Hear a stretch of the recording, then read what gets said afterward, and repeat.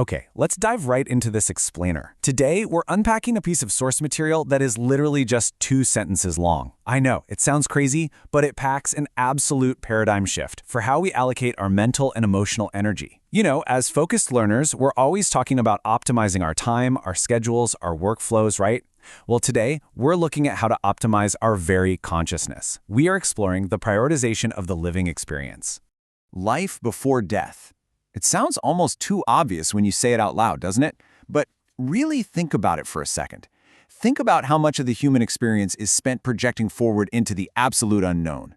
This text we're analyzing today, it demands that we slam the brakes on all of that forward projection.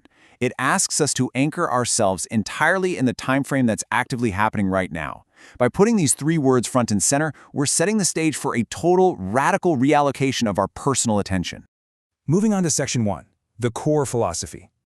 All right, here is the entirety of our source text. Read through this with me. Focus on the life before death. Be more concerned and worry about what you experience before death, and be less concerned about whether you go to hell or heaven after your death. It's remarkably direct, isn't it? No flowery language here, just a straightforward command. The author is immediately establishing a hierarchy of attention. See, the text isn't denying that death exists, or even that concepts like heaven and hell exist in the human mind. Rather, it's explicitly instructing us on how to weight our concern regarding them.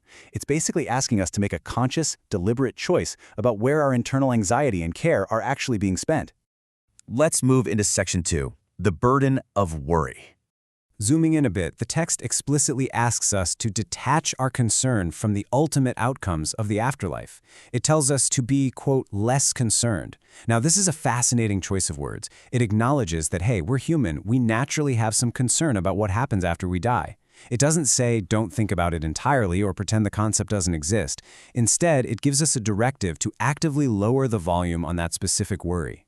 The text recognizes that fixating on whether you go to hell or heaven is a massive drain on our current resources. It's like an energetic tax we're paying today for a destination we absolutely cannot confirm until tomorrow.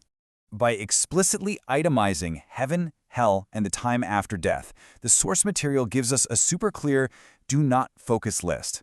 And honestly, as learners who appreciate structured explanations, this is incredibly helpful. So whenever you feel your mental energy being pulled toward worrying about securing a spot in heaven or avoiding a fate in hell, or just generally agonizing over that infinite stretch of time after your death, well, this text acts as a giant stop sign. It categorizes these specific thoughts as secondary, demanding that they take a back seat. Bringing us to section 3, shifting focus to now. Now, this brilliantly illustrates a stark dichotomy, dividing the human experience into 2 totally distinct, contrasting mindsets. On one side, we've got the mindset of the ultimate future, worrying about heaven or hell, and on the other, the immediate present, experiencing life before death. The source material is essentially telling us that we literally cannot occupy both of these spaces effectively at the same time with the same intensity. It's a zero-sum game. The more energy you pour into the future side, the less energy you have available for the present. The whole purpose of this philosophy is to push our cognitive weight firmly over to the living experience. This breakdown clearly maps the text's specific commands. For the time frame of life before death, the prescribed actions are super active and engaged. We're told to focus, be more concerned, worry about what you experience. But for the time frame of after your death, the action is passive, just be less concerned. It's essentially a psychological budget. It's saying, spend your emotional currency heavily on your immediate existence and drastically cut your spending on the hypothetical future. And that leads perfectly into section 4, the living experience.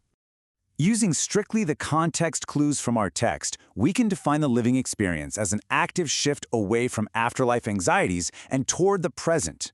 Notice the word intentional here. That's absolutely crucial. The source text doesn't suggest that this focus just happens naturally. By instructing us to focus, be more concerned, and be less concerned, it's implying that we really have to intentionally curate our attention. The living experience isn't just sitting back and letting life happen to you. It is actively prioritizing the present reality of your life over the hypothetical realities of what comes after. We can actually distill this deep philosophy into an actionable 3-step process derived straight from the mandates of the text. If you want to put this explainer into practice literally the moment it finishes, here's your framework. Step 1 requires you to catch yourself when your mind drifts into anxiety about the afterlife and actively turn that volume down. Step 2 is the pivot, moving your mental gaze away from the horizon and down to the ground you're actually standing on. And step 3 is the investment, pouring all that reclaimed mental energy directly into whatever it is you are actively experiencing right now. The text deliberately pairs concern and worry with the act of experiencing life, suggesting that if we absolutely must expend emotional energy, it should be heavily invested in our current, living reality. You guys, this is perhaps the most surprising and fascinating element of the entire source text. Normally, philosophical advice tells us to just not worry at all.